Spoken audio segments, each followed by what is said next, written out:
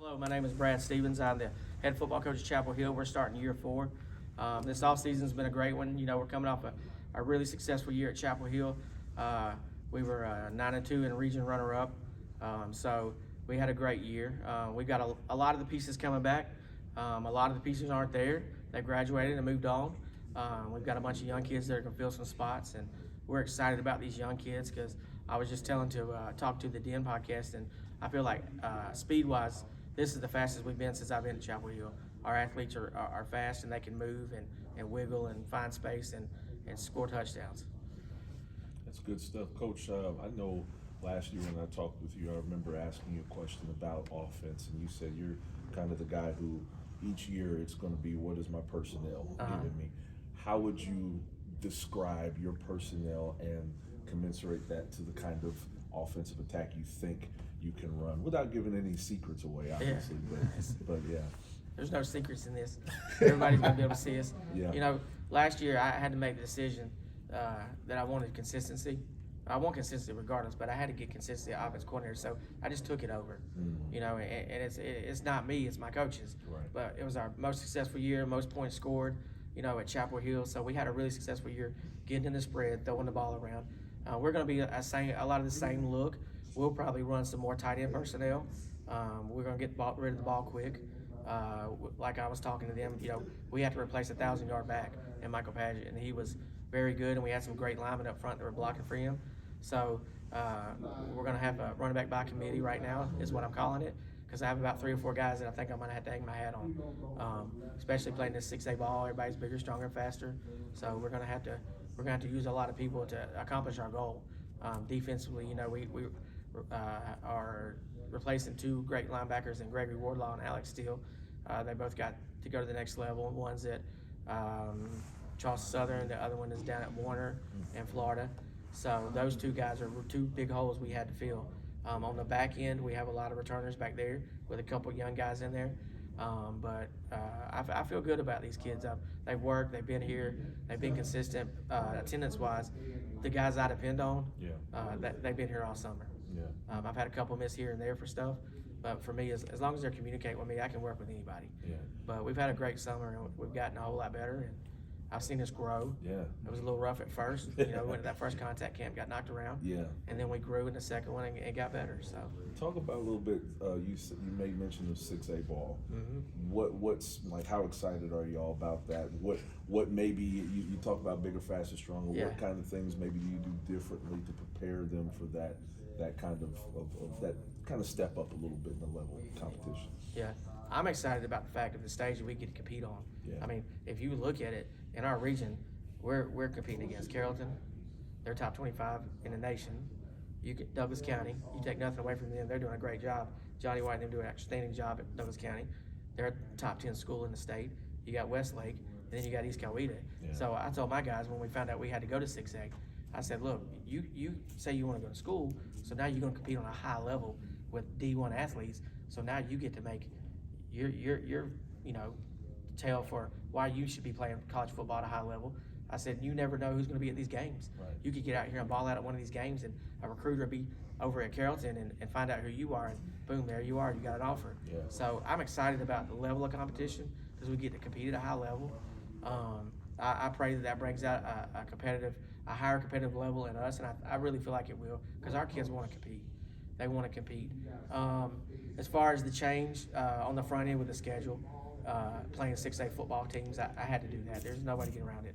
I have to do that to prepare my kids because I tell people I don't worry about playing 6A football. What I worry about is depth, you know, staying healthy and having depth in my numbers.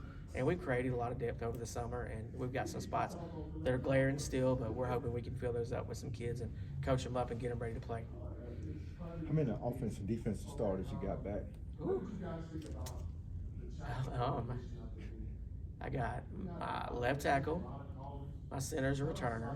Everybody up front has pretty much played some varsity ball on the front, so all 5 fronts. My tight end's returning, my Y's returning, my X and my T are returners. They're 2-way players. So on offense, probably realistically 8 of the 11, and then defensively, we're returning about the same. It's probably 8 of 11 because we lost Greg and Alex. We lost some interior guys, but we had guys that were already playing in there.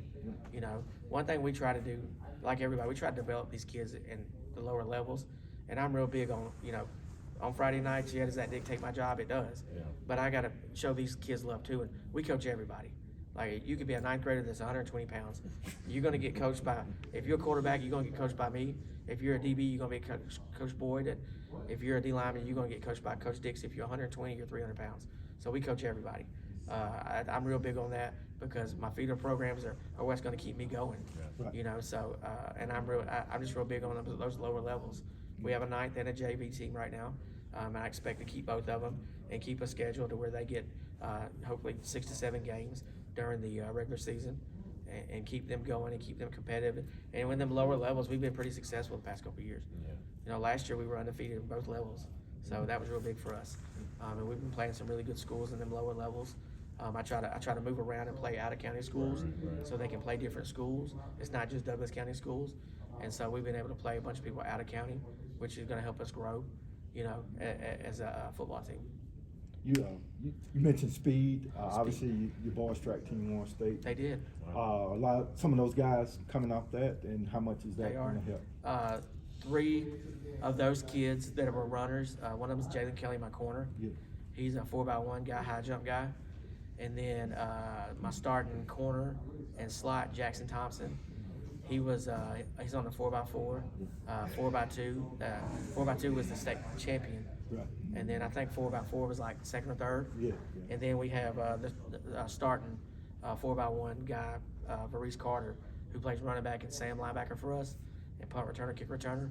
And he's on the football team, so that's great. Right. Talk about your quarterback room. You talked about coaching quarterbacks. How do you feel about where your signal callers are right now? I don't know if you're replacing a guy or something, but where do you feel about where those guys are right now? Right now, I have 3 quarterbacks in my group: Shep, Clark, and Jackson. Shep being my starter right now, Clark being my backup. They've grown tremendously. Shep's really grown. He's growing up. Yeah. That's one thing I told him he had to do. You got to grow up, man, because you got to be the guy now. You know. So we've grown a lot. We're improving daily.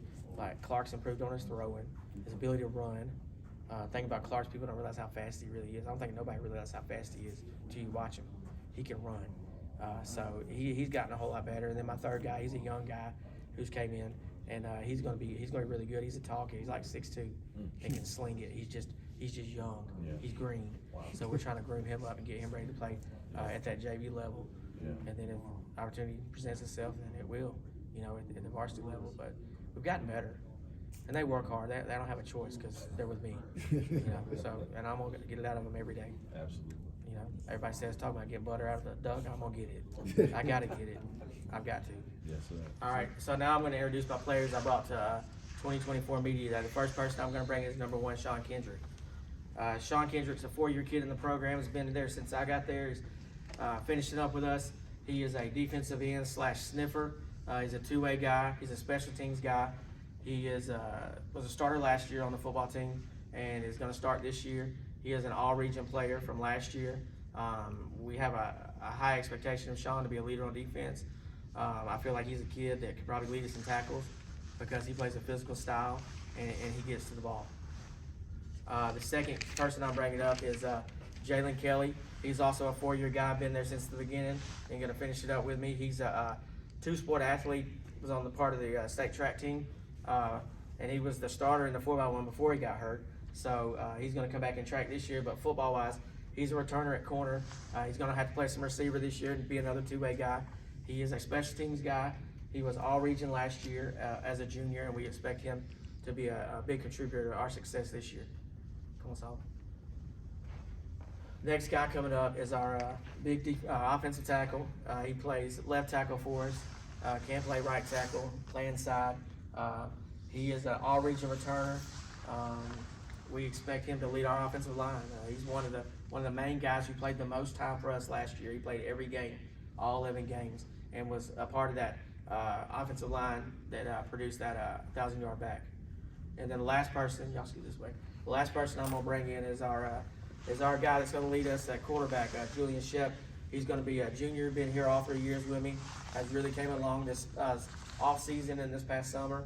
Has really stepped up to the opportunity to be the guy at quarterback, and we expect great things out of him, his feet, and his arm.